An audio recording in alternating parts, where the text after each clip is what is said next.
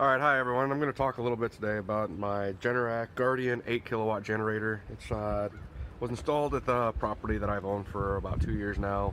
I was initially installed in 2008.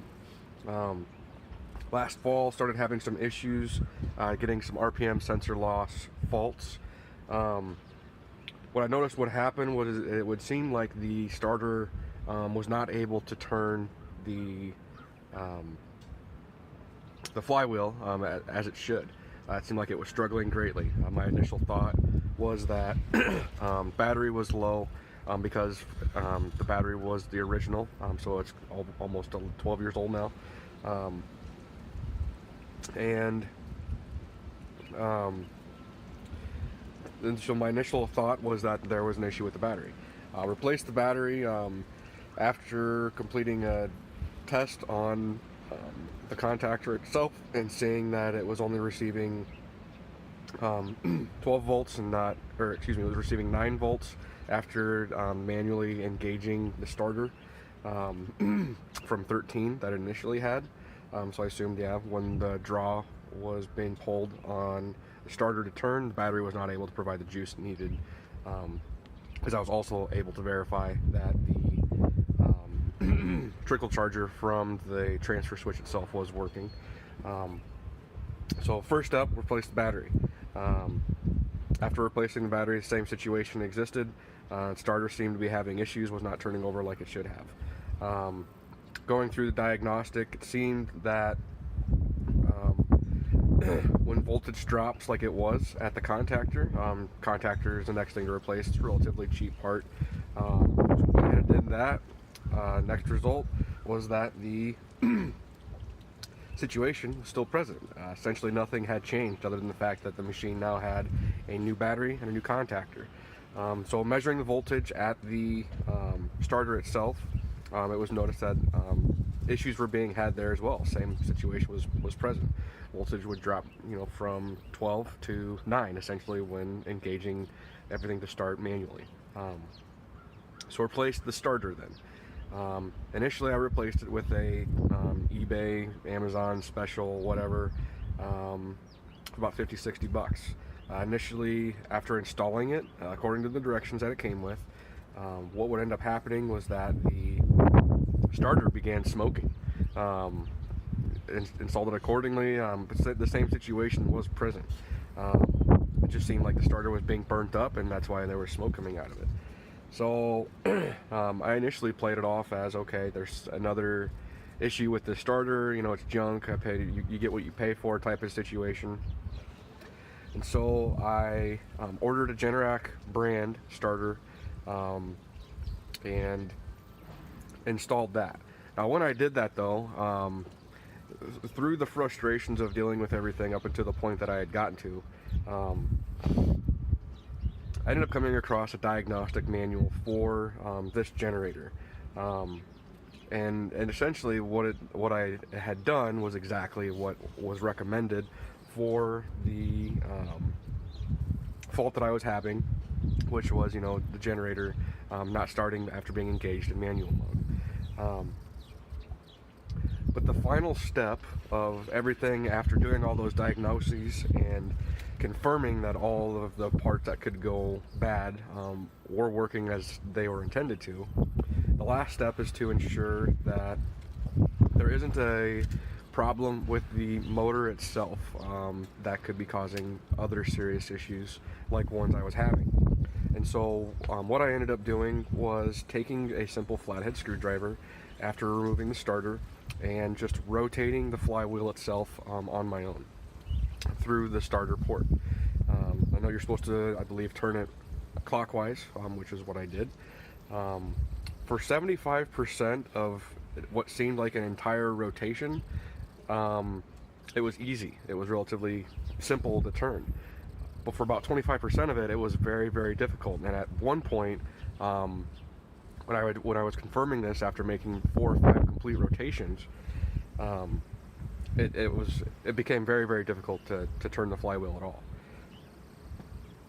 So going forward with that, I knew that there most likely needed to be a valve adjustment, or at least I needed to confirm that the valve clearance was what is intended for, which is between 0.002 and 0.004 inches. So I got a feeler gauge, and after taking the cover off initially, I knew right away one of them was way too tight. And so I completed that, got the adjustment to where it is recommended by the manufacturers and the instructions themselves. And that flywheel was able then to completely turn freely the entire rotation. That process in itself was a little bit interesting, but just because it was my first time of doing that. But after completing that, installing the new Generac brand generator, new contactor, new battery, this machine started up better than it ever had before, and that solved my issue. Hi everyone, just again want to go over, this is the replacement Generac starter that I replaced it with, number 0E0601ASRV. I believe it is an updated model of starter versus the original. And right here, what I'd like to show is just what happens for why these starters would fail, or why mine did fail. If you can see on the inside of this assembly here is magnets, and what happens is when the starter heats up enough, I believe it begins to melt the magnets, and they begin to break off and chip. And then what ends up happening is that the starter itself becomes locked up and is not able to turn. And so earlier when I described the smoking, that's most likely what I was seeing when that was occurring. So as you can see here, I got a Generac generator, 8 kilowatt, opened up. Batteries on the right hand side do have the cold pack on the battery itself. There isn't a cold pack for the oil, as I changed the oil for a cold temperature oil during the winter months, I believe 5W30 fully synthetic. Just kind of explain everything I did. Replaced the battery, then replaced the contactor, and then initially replaced the original Generac starter with a cheap Amazon special starter. There's now a Generac replacement OEM starter on the machine itself. And then in completing the valve adjustment, you do that right here, 4 screws removed, and you adjust the lash. There's other YouTube videos where you can find completing that.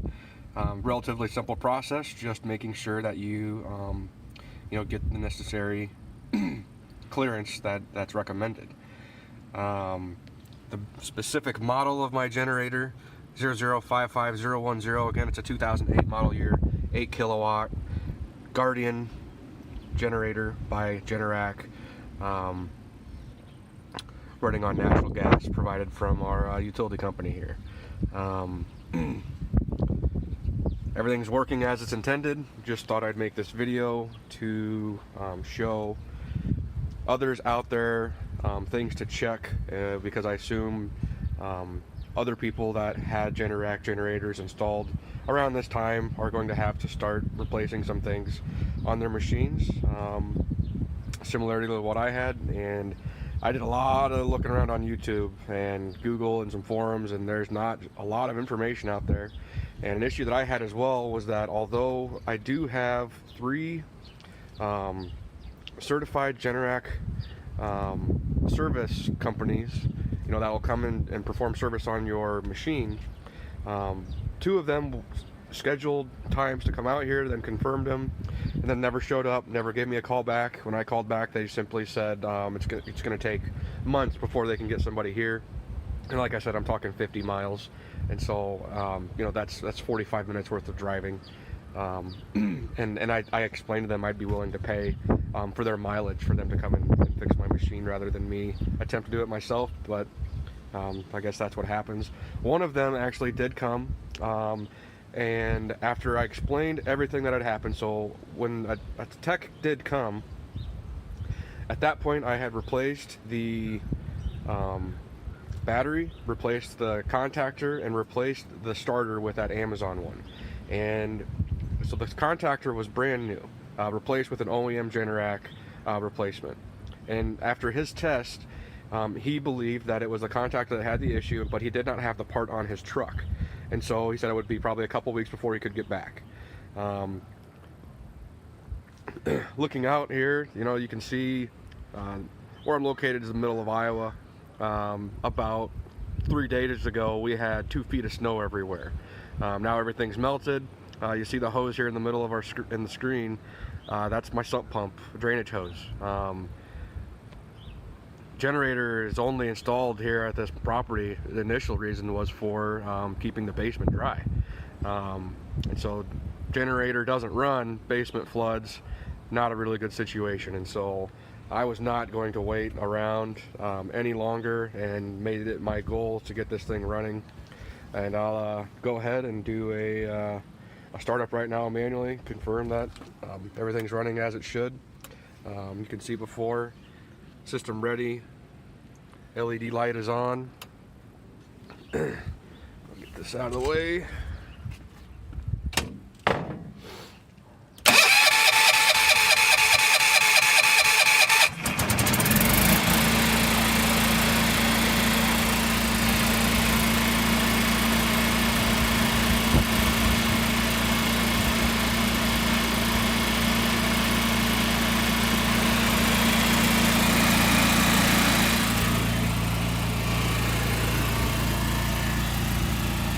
And that was a cold start. I did all these repairs about 2 weeks ago. Last time the machine was started. Would have been its weekly test, which I've got scheduled for Sundays at 5:15 in the afternoon. So everything seems to be working and operating as it should. More than happy. Until next time.